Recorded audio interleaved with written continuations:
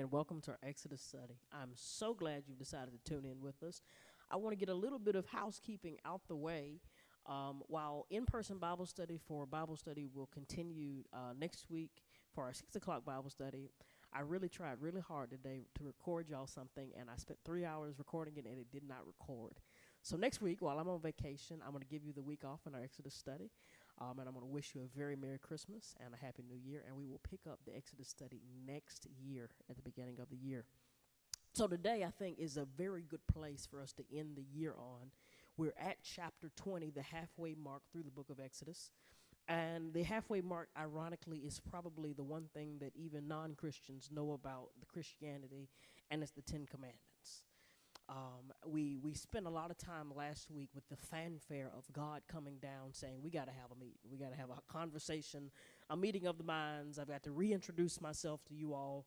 Although I have shown myself to you time and time again, we got to have a meeting of the minds. And so last chapter, we experienced the splendor of what it looked like for God to come down.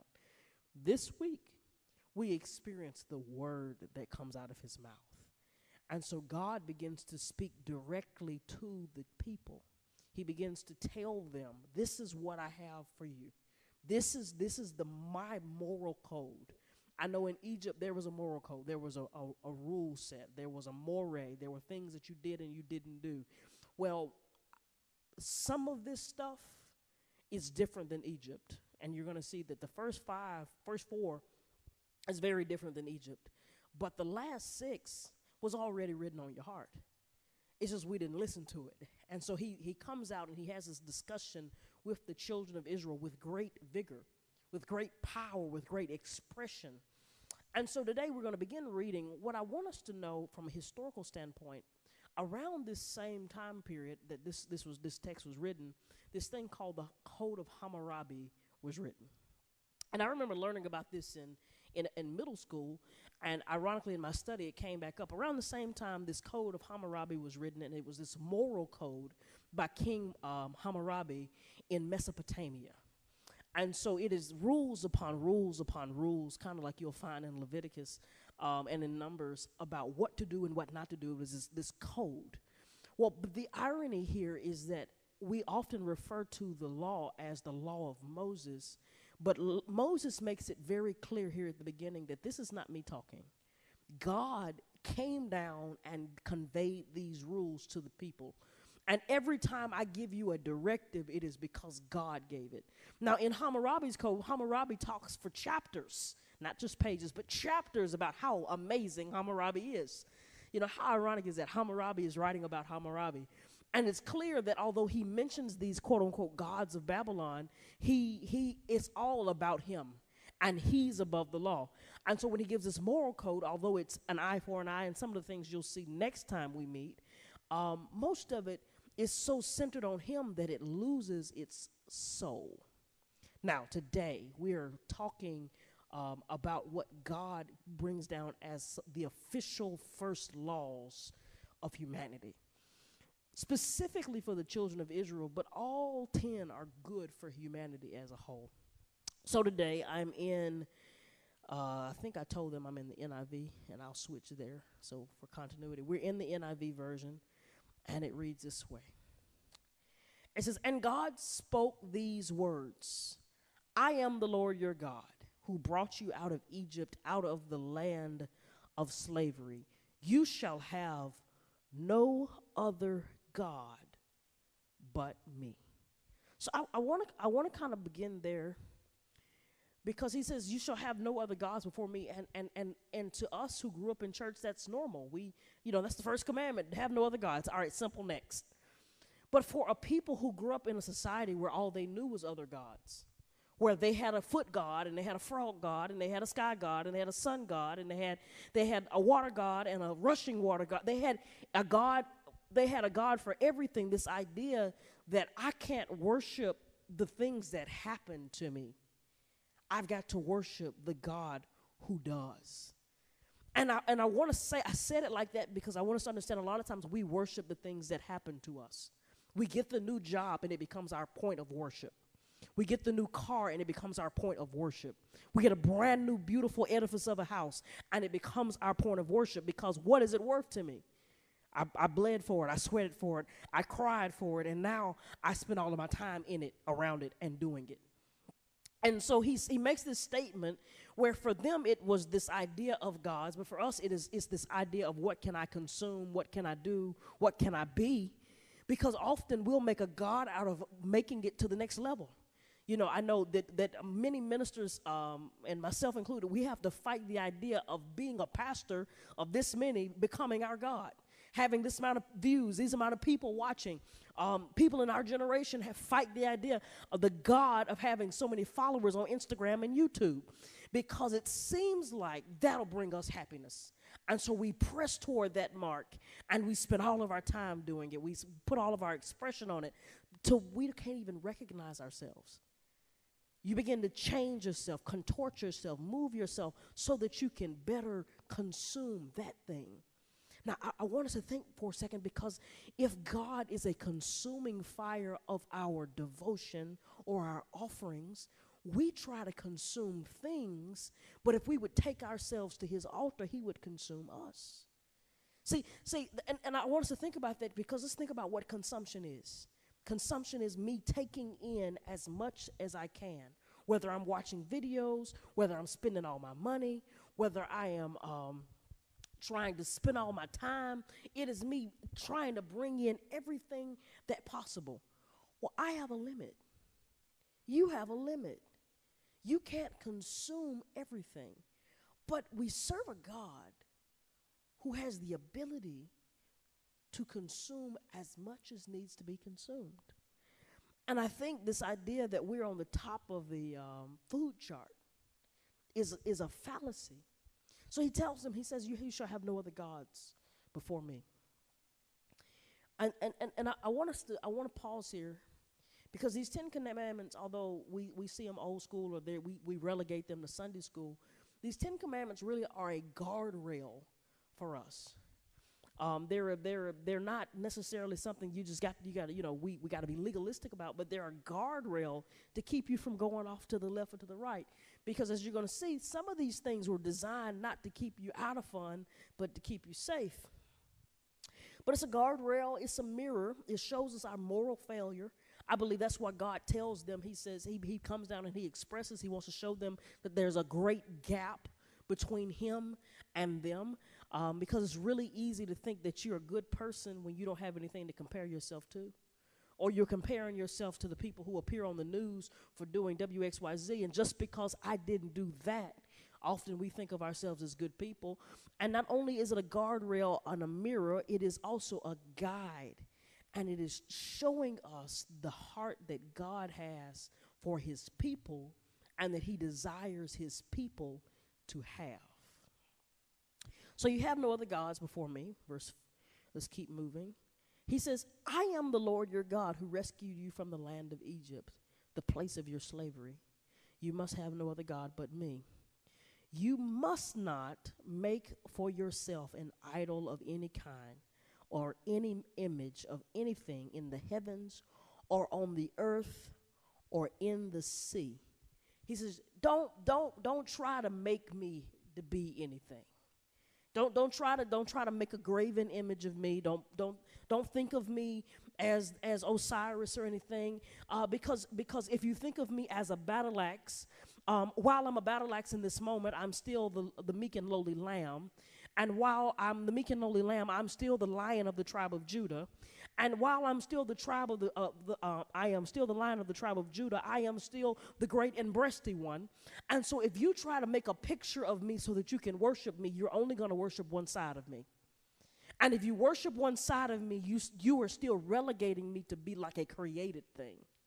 Because it's easy for us to worship what we can see, because we can put it in a box.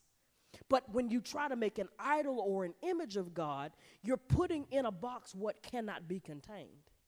Because if we serve a God who has a multiplicitous personality, who can show up in all these different facets, if I worship him as one thing, then what do I do tomorrow when he's a provider? What do I do tomorrow, next week, when he's a peace giver? And I'm picturing him as the mighty warrior. What do I do when he's the one who restores?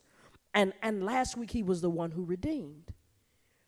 Because if God is all of those things to us, he cannot be contained in our images of him.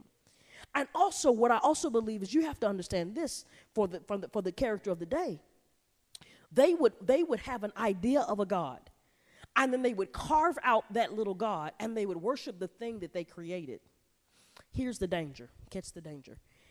If you try to carve something out for me, and I'm God, and I'm all sufficient and all magnificent, and I'm amazing. You try to carve something out for me, all of a sudden, if you do a good job, we begin to worship the person who carved it and not the God that it's supposed to represent. So often we build these beautiful edifices, these beautiful churches. Have you ever seen some of these Catholic churches in Europe? They're beautiful. They're very ornate. They spend millions and billions of dollars to build these places. And you know what happens? We come back talking about Michelangelo and his great picture of the Sistine Chapel. They spend more time talking about Michelangelo and how he painted it in contrast to what he painted. We spend more time talking about, isn't it amazing how they did all that beautiful glazing and the stained glass is so wonderful. We have classes on the architecture and not the God who is supposed to represent. And so he says, get out of that business. Don't try to build anything to represent me, to look like me, because if you try to represent me, you're going to end up making a God of yourself, and then we got to revert back to number one, have no gods before me. So let's avoid that trap, and you just worship me in spirit and truth and how I asked for it, and that's not how I asked for it. And I would dare to say this, and I'm not anti-building. I think the church building is a good thing. But we have to be very careful that we don't put a lot of emphasis on the building, because then we begin to put a lot of emphasis on the people in the building and the people who serve and stand in the building. And all of a sudden we have pastors and prophets and evangelists who are larger than life. And we begin to think of them as God. And then we're guilty of commandment number 2. Let's keep moving. He says, verse 5, you must not bow down to them, worship them, for I, the Lord your God, am a jealous God who will not tolerate your affection for any other gods. I lay the sins of the third and the fourth generations of those who reject me. But I lavish unfailing love for 1,000 generations on those who love me and obey my commands. Basically, he's like, look, if I punish, because you break these rules are so important to me, because the worship and the connection of the two of us, God and man, is so important to me. It's so important to me that even when Adam got out of this connection with me, I did all of this to bring you back to me. So now that y'all are on the road back to being my people, and you're on the road back to everything that I asked, this is so pivotal that if you mess this up, I'm not just going to curse you.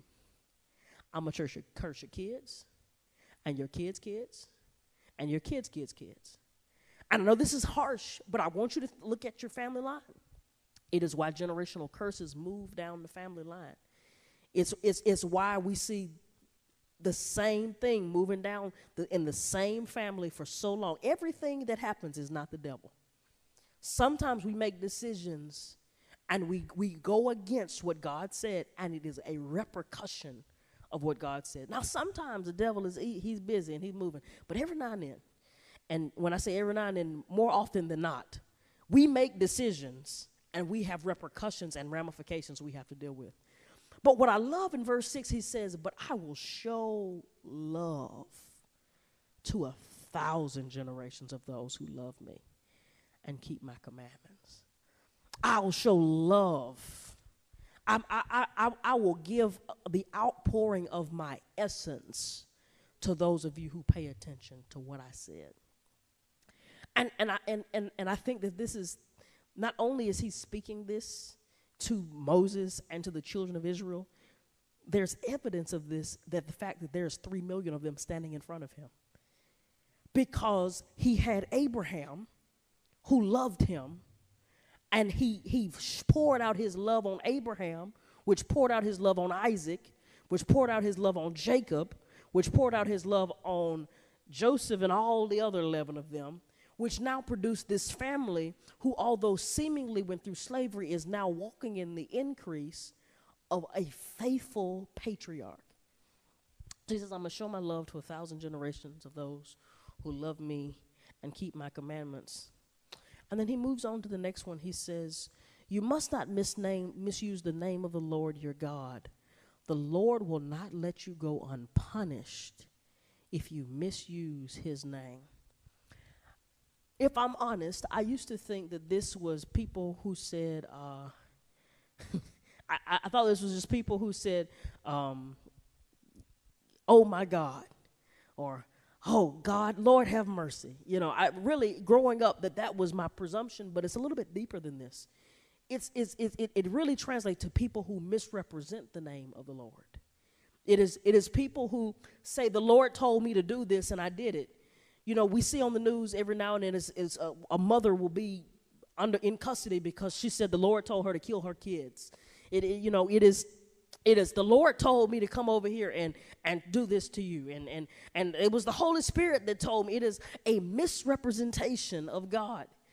And then if I can bring it down to our level, because everybody's not crazy, there's another level of this. It is when we're bearing the name of Christian, bearing the name of Christ out in the middle of the world, and we cuss that girl out. Or we got that person who's on the fence at work, and we treat them so poor because we got an attitude, and we had worked on our own soul work. And it is a misrepresentation of who God is. And I love what he says here. I don't love it, but you know, I think it's interesting that he says it. He says, I'm not going to hold you guiltless. There are ramifications for this. If you misrepresent me, if you walk on this earth and you make people think that I am not who I am or not who I say I am, or you misrepresent my abilities, I'm going to hold you responsible. You're going to be responsible. And I don't know about you, but I'm afraid of God holding me responsible for anything. Next time we're going to see where it talks about God gives the judgments to the judges. He gives them what in the legal community they would call case law on how to judge certain situations.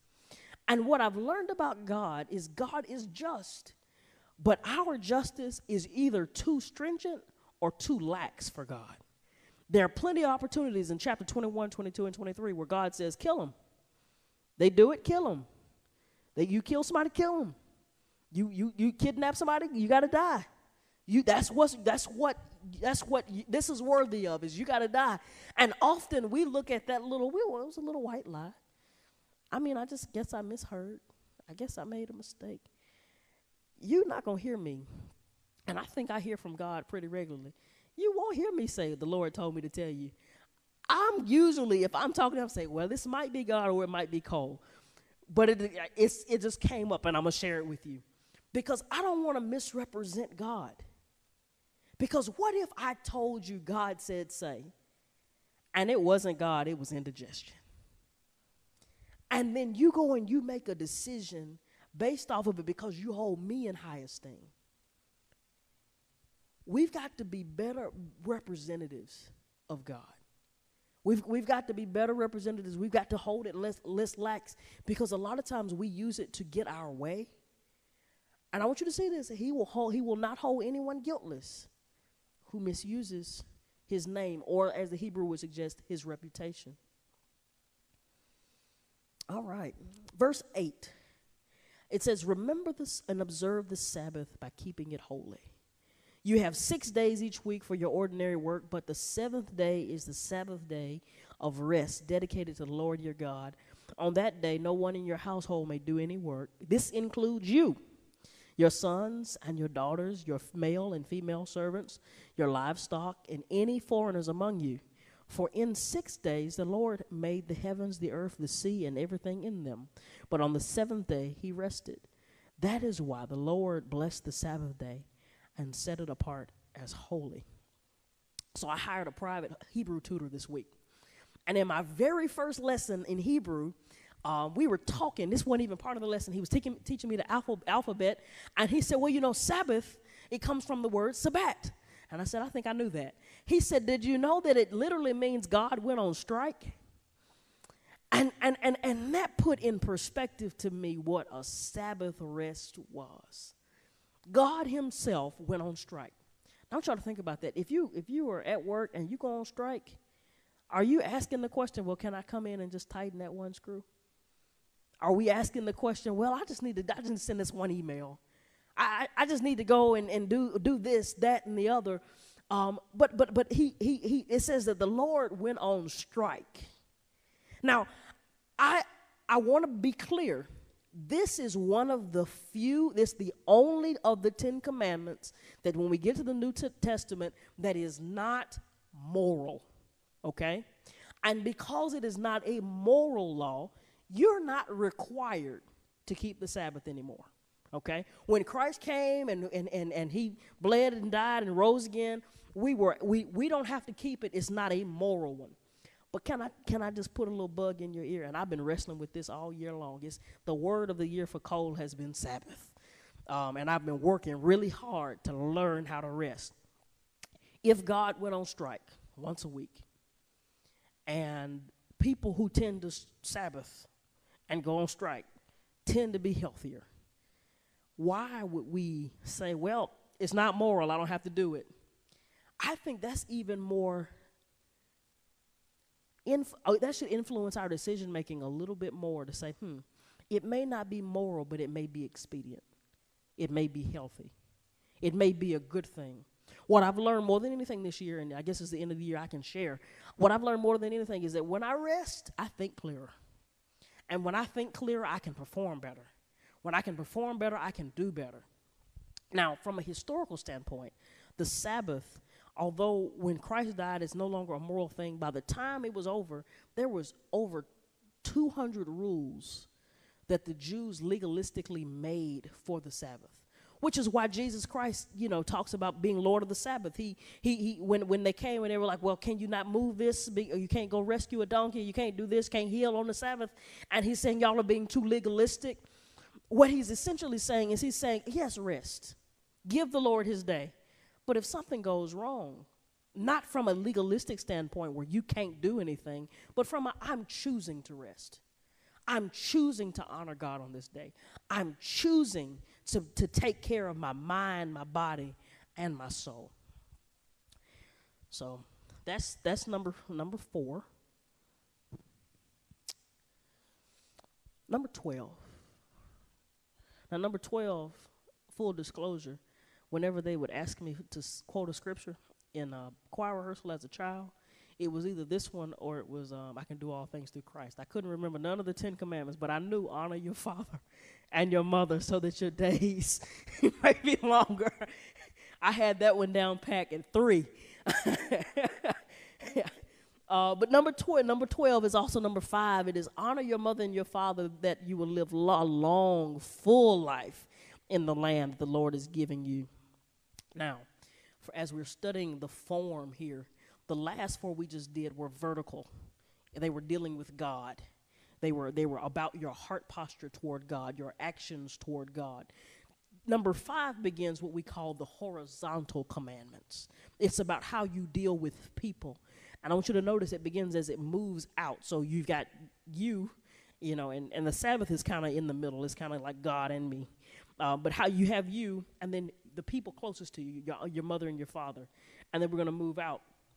Now, we're going to do something, and I might get some emails on this, but I want you to notice something. Here in Exodus, it says, honor your mother and your father that you may live long in the land. Well, there's another scripture reference in the New Testament. The New Testament tells us in Ephesians 6:1, it says, children, obey your parents in the Lord, for this is right. And then it quotes this. Now, I'm saying this because there's a difference between honor and obedience. Honor says that I respect you, I revere you, I come to you for your opinion, you're important, I'm not going to cast you down, I'm not going to curse you out. There's certain things I won't do in your presence. I'm going to always make sure that you're taken care of. I'm going to make sure that I've gone and I've taken care of my parents. That's what honor is. Honor says that I lift you up. Obedience means that everything you say, I do. And I want you to see that there's a difference, because I think sometimes, and I'm not talking to any of the parents in the room, because this is not the problem of any of the parents in the room, but I want to free somebody at home. When you have parents who are not God-fearing, they will say, you have to obey me, and you're a grown person. But once you've left the home, especially gotten married, and you've left and you've cleaved, that obedience piece is no longer the truth. Now, the commandment to honor your mother and your father, to take care of them, to seek after them, to make sure that they're always lifted up and they have everything that they need, that doesn't go away. But once you've left the nest, and in our day and age, it's really leaving the nest. The Bible tells us once you've married and you've left to cleave, that honor and obedience piece changes. And so if you're under 18 or you're under your parents' roof, truthfully, you've got to obey. Their rules are their rules. My grandfather has a saying that I've adopted, is that I pay the cost to be the boss. But you have to obey in their home. But as you get older, that obedience shifts to honor. And in this season of my life, I'm learning what honor looks like as opposed to obedience. I always listen to what my parents have to say. I don't always do it. And not in a you don't tell me what to do kind of thing, but kind of I've left the cleft, and me and Avery have talked about it and prayed about it. Now, I always listen. If they call me, they tell me, I listen. I may not agree. It might make me mad, but that has shifted. And so today we're looking at this idea of honor your father and your mother. It's the first command with promise. So I want to put this in perspective.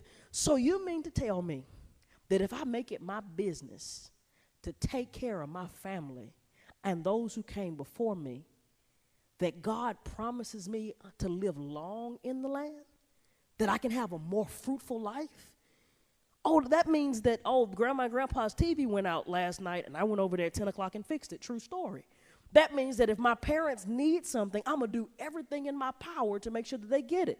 That means that when they want to talk and they're repeating the same stories over and over, I'm saying, yes, ma'am. Yes, sir. It is having a reverence for them. And having a reverence for their opinion and their character, who they are. So honor your father and your mother so that your days may be long. Now the next one, I think most of us don't have a problem with, is you must not murder. King James says, thou shalt not kill. I'm using the NIV tonight because the Hebrew gives us a different word. There's 7 different words in the Bible that mean kill, that translate kill. And what you'll see in 21 is God differentiates between murder and killing, because to murder means that I have malicious intent. I wanted you to die.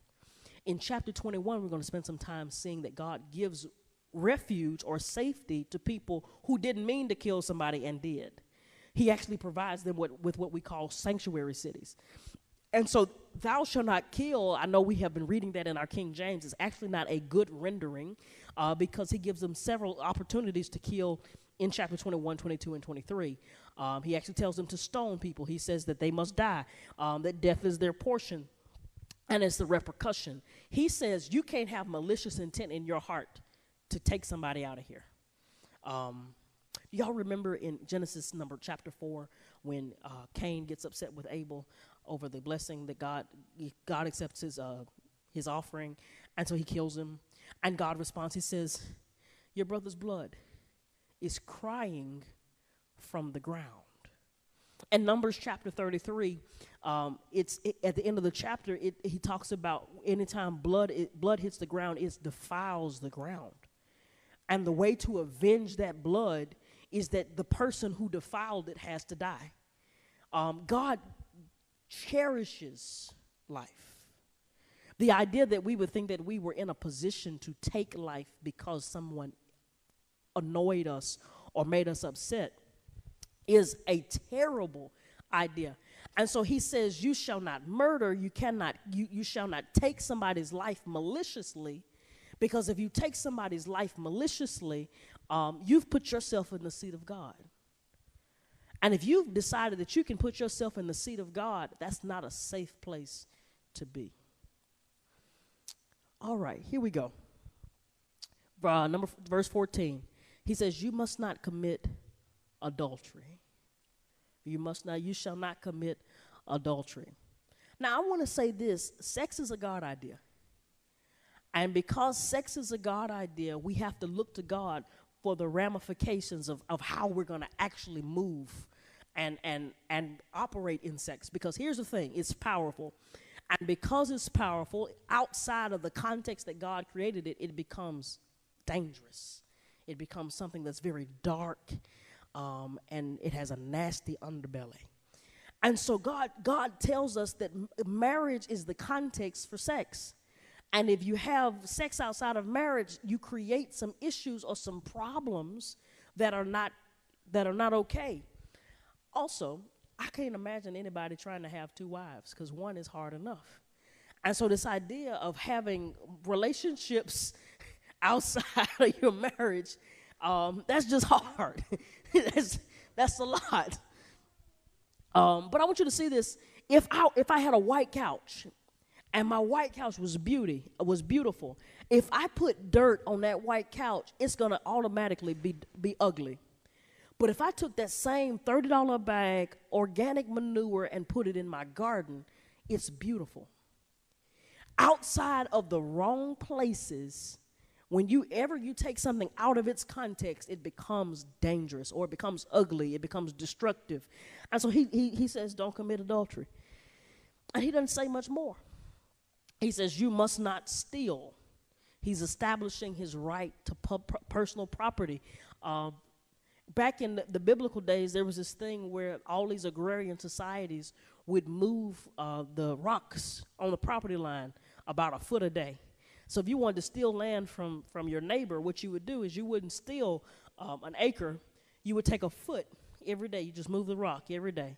And before you knew it, your neighbor's property was diminished and yours wasn't.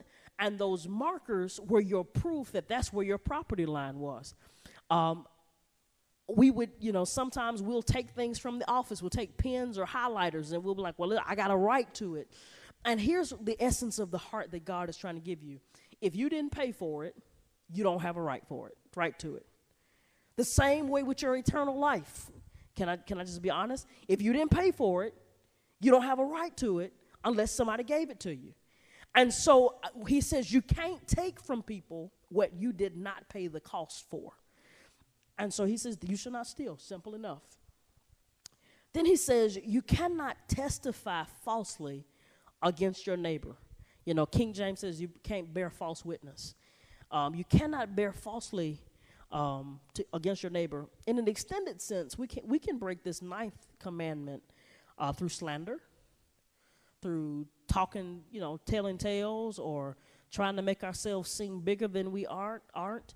It's not always the outright lie, and it is the outright lie, but it's not always just, I do this and I have that, or this, that, or the other. It is sometimes us doing things that we think of as white lies.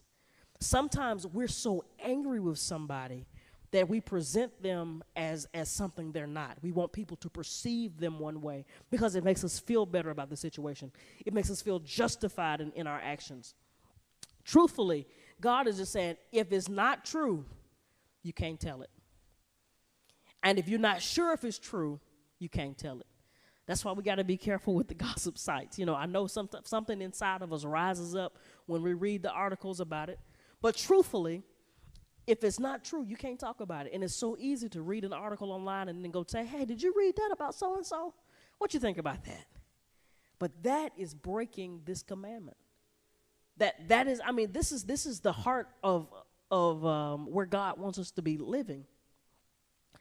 Let's keep moving.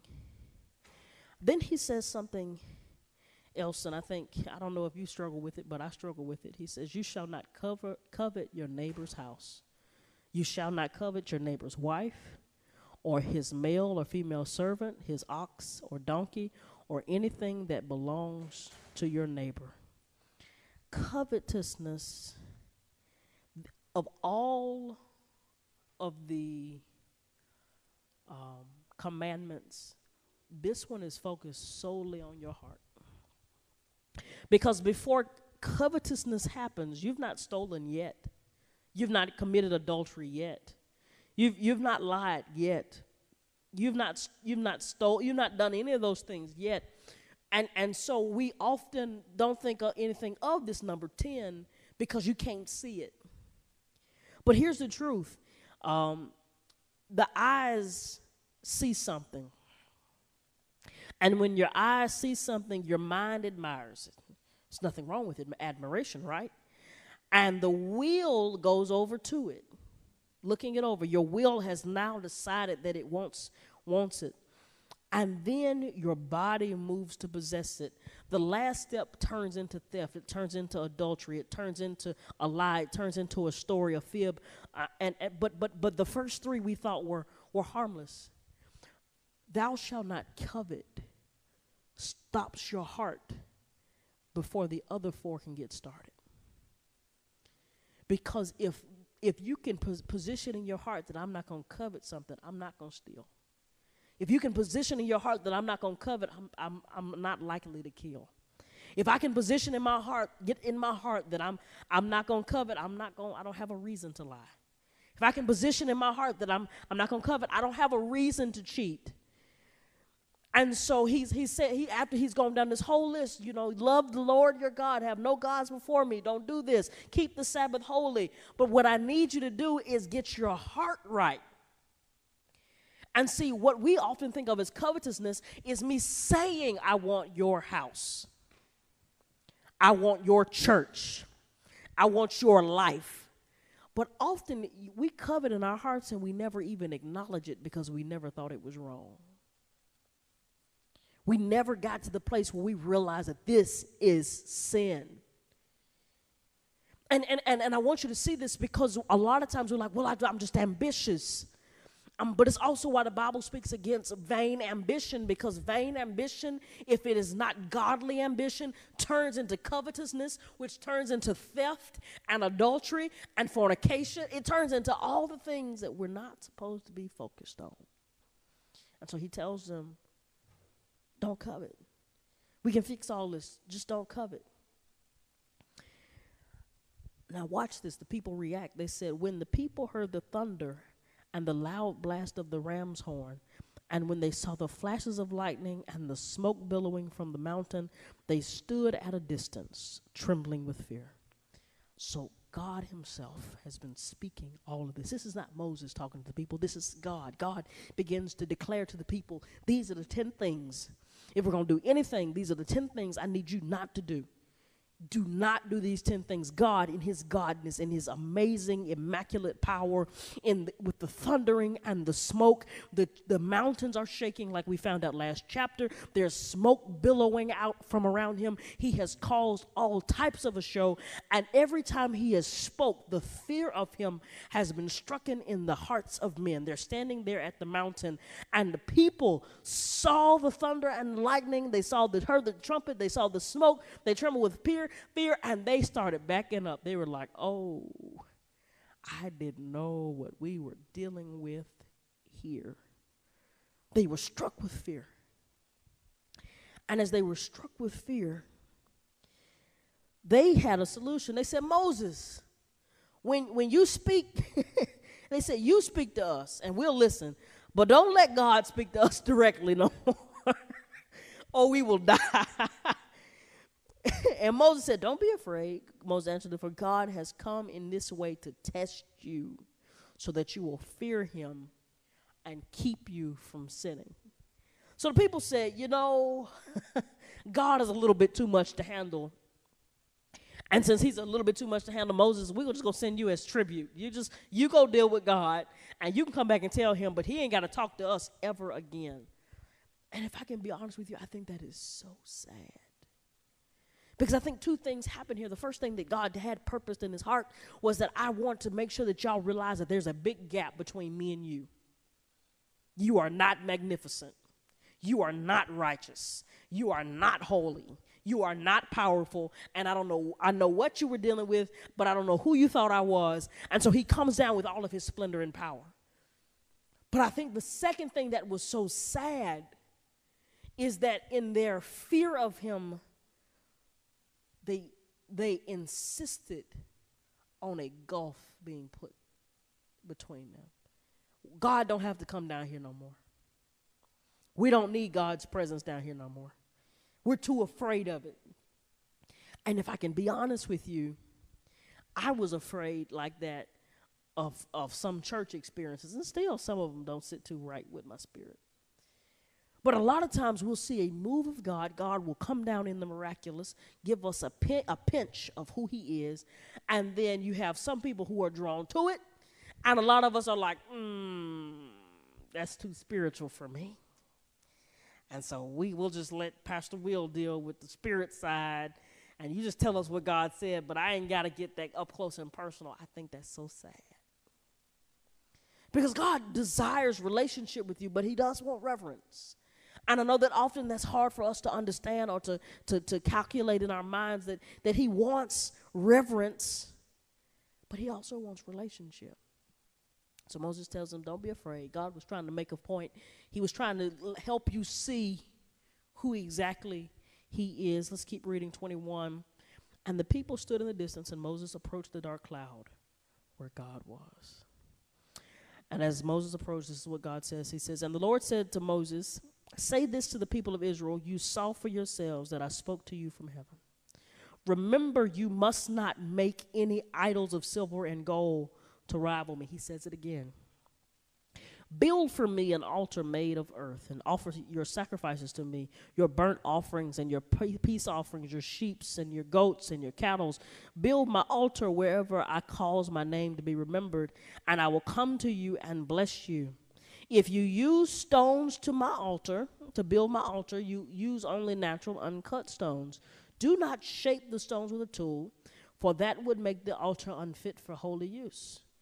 And do not approach my altar by going up steps. If you do, someone might look up under your clothing and see your nakedness. So he let's go back to 24. He says, build an altar, but don't wrap it in gold. I gave you a whole lot of gold. Don't wrap it in gold. Don't put silver on it. Don't think you got to go find some marble. I don't need acacia wood. Build it out of the earth. I don't want your workmanship. I don't want all your stuff. I want you to build it out of the earth, and build it out of the earth because I don't want you getting credit for me. I don't want you thinking that because you crafted something amazing for God that you should be worshipped or you should get some credit. Mold it out of earth, and you start sacrificing to me, because there's a big gulf between me and you, and I don't want to put any temptation in your way. Because let's be honest, you write the good book, you preach the good sermon, you do the good proposal, your business gets big enough, I build, and if we're not careful, we want a little bit of glory, a little bit of credit. You know, even if we build a good choir or we learn to do something wonderful or excellent, there's something inside of us that Lucifer had that said, I need some credit for this. I need somebody to pat me on the back. Why don't they ever acknowledge me? And so God is killing that. He says in 22, he says, don't make sure that you don't build any idols for me. Maybe 23. Make sure that you don't build any idols for me. Make sure that you don't have any of this stuff. Don't fashion something from your hands, because nothing from your hands is going to be good enough. And I know that that's rough, because we always, we're thinking, what can I do? David writes, what can I render unto God? And in these moments, he's saying, go sacrifice something, because you need to apply some blood. But there's still a gulf. There's still a gap. There's still some space between us. And I find it interesting that God himself is so focused on filling our gaps. I think a lot of times we think we're so focused on fixing stuff for ourselves and making it convenient for those who are in our circle. God is perfect. Perfect in all of his ways, perfect in all of his majesty, all of his might, all of his dominion is perfect. But yet he's focused on filling in our gaps. We began, I told you about Hammurabi and how Hammurabi was just talking about me. Hammurabi this, and Hammurabi is so excellent in all of his ways, and Hammurabi that, and Hammurabi this. Even Pharaoh was so enamored and in awe with himself, and these are mere mortal men, failing, flawed men. But God is so focused on perfecting and sanctifying and setting us apart just so that we can get close to him. He doesn't want anything from you. He just wants your attention, your devotion, your respect enough to come in his presence in a way that won't kill you. And I want you to see this. He even tells me, he says, in 25, he says, if you use stones to build my altar, use only natural stones. Don't cut nothing. You can't build something and make it holy. Because it's pretty doesn't make it holy. And that's a lesson. You know, he normally we would be like, well, we can cut that up. We can purify that. We can, chisel it up, make it look good. And I want you to see this. Excellence doesn't mean that you made it pretty. Now, sometimes we want to make it look aesthetically pleasing. But the heart of the matter is that you give God what he asked for. And he doesn't want any you in it. He wants you to bring something to him that's in his purest state, that's in his best state, so that he can have communion with you.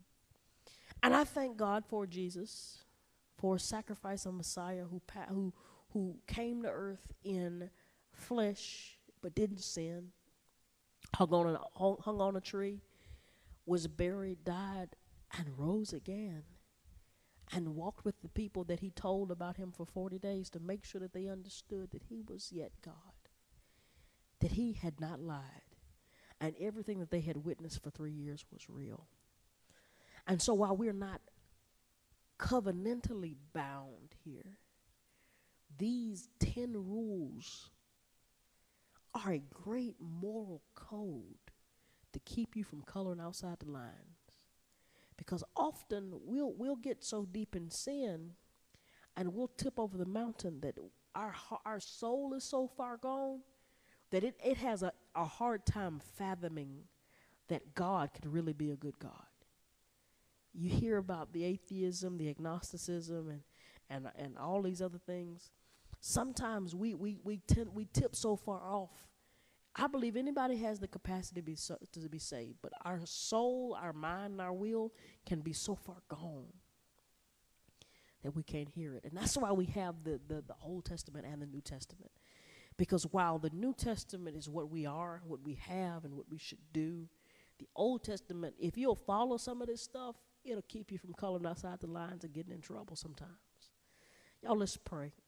And gracious God, we thank you for your grace, your mercy, and your power, God. We don't take lightly that you are God and that you are God all by yourself. We don't take lightly that you are the great I am and that you are everything in between, that you are the great and breasty one. You are our salvation. You are El Olam, and you are El Shaddai. You are the one who provides Jireh. You are Shalom. You are our peace, God. But I'm just glad that you're my friend this evening. I'm glad that you're the friend that I can call when I don't have anybody else to call. And so, God, as we come to know you in your personality and by your word, I thank you for letting us feel you sometimes, giving us something to hold on to, something to trust in, something to believe. Now, God, as we continue in this Advent season and we're coming up on Christmas, God, I pray that our hearts would never stop anticipating your return as we look forward and toward this season, God. We're celebrating Christmas, but really our hearts should be focused on your coming, your recoming. And as our hearts are filled with anticipation, God, we just pray that you would never stop sending your power and your presence.